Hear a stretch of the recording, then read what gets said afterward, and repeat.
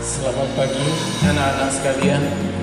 Hari ini kita lanjutkan materi pelajaran kita tentang sifat koligatif larutan yang berhubungan kemarin tentang konsentrasi.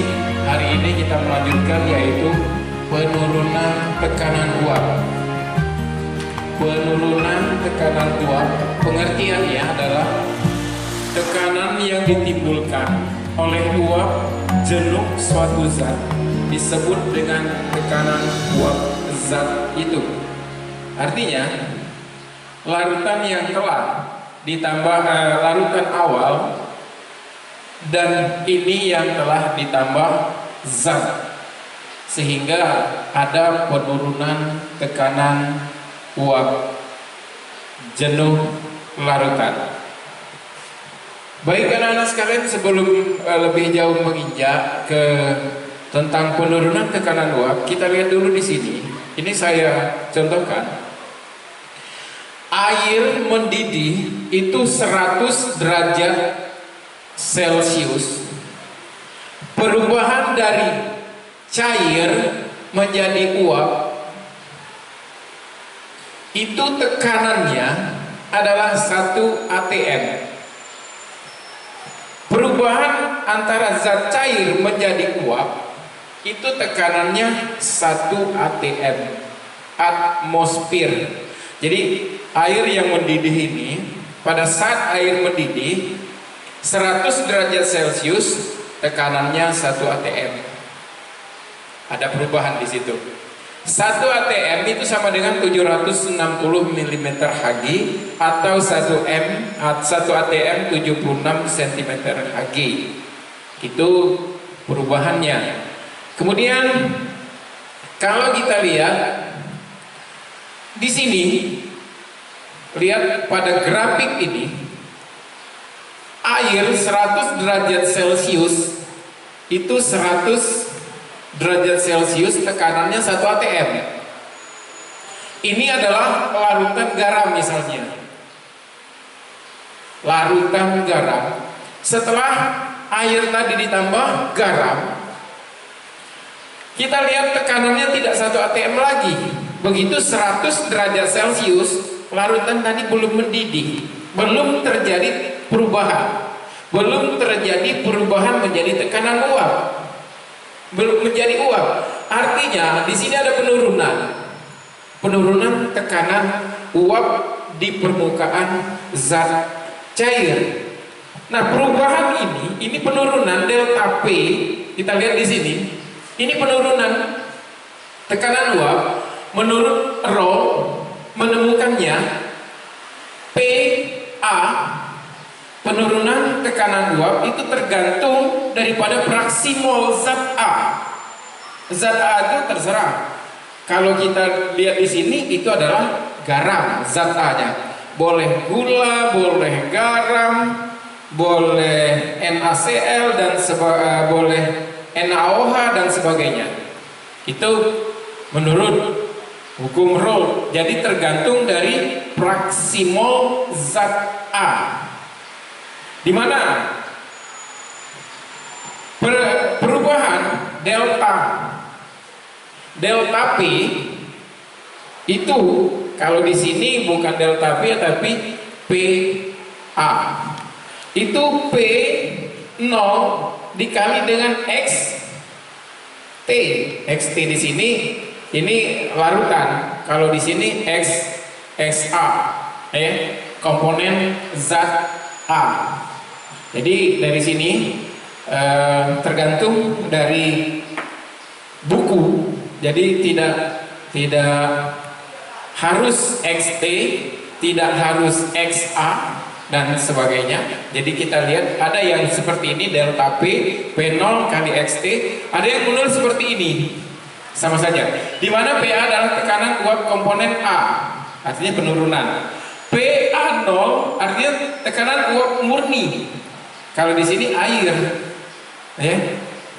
Kalau di tempat lain ini bisa saja X ini PA ini tekanan uap murni ini bisa alkohol, bisa benzen dan sebagainya. Kalau air 100 derajat Celcius.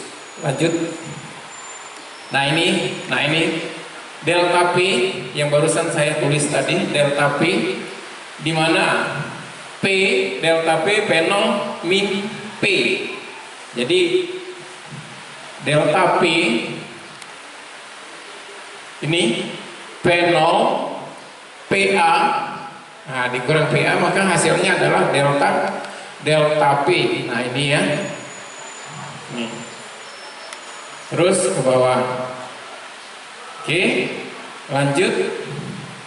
Nah ini adalah masing-masing zat pelarutnya, bisa air, bisa glikol, urea, bisa benzen dan sebagainya yang saya sebutkan tadi. Baik anak-anak, ini adalah kemarin sudah belajar XT, praksimol, sudah kita pelajari praksimolnya. Nah di sini ada saya tunjukkan, kita lihat penurunan tekanan uap. Saya punya dua larutan.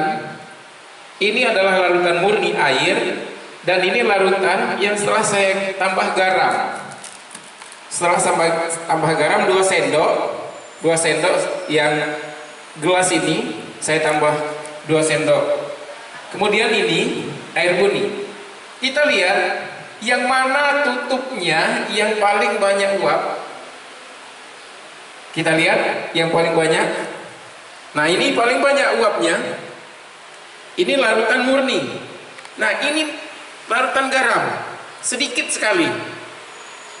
Oke, sedikit dia dibandingkan dengan larutan murni. Artinya ada penurunan tekanan uap di sini.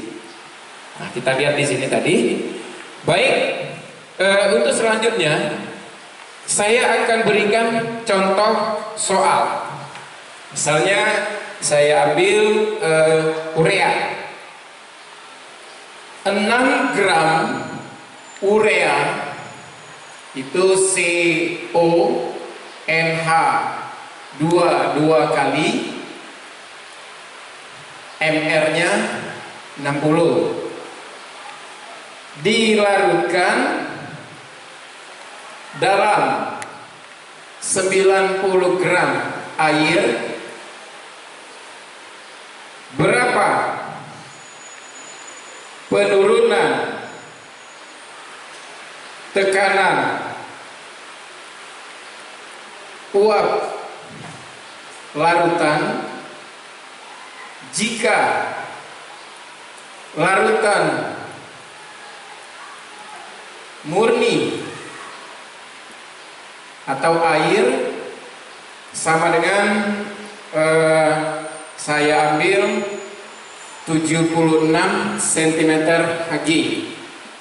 Nah, jadi 6 gram diketahui massa urea sama dengan 6 gram. Itu kalau molnya 6/60 sama dengan 0,1 mol. Kalau molnya, massa air sama dengan 90 gram, maka molnya sama dengan 90/18. 18 itu adalah MR nya sama dengan 5. Maka delta P sama dengan P0 kali XT. P0 nya berapa? 76 cm Hg dikali dengan Praksimolnya berapa? 0,1 di 5 ditambah 0,1, maka 76 dikali dengan 0,1 per 5,1, hasilnya 76 dikali dengan, kalau ini kita bagikan hasilnya adalah 0,02. Artinya hasilnya ini dikali ini, hasilnya adalah 15,2 sini sentimeter Hg. Nah, ini contoh soalnya. Demikian anak-anak pelajaran kita hari ini mengenai penurunan tekanan uap jenuh larutan. Sampai di sini saya akhiri. Wassalamualaikum warahmatullahi wabarakatuh.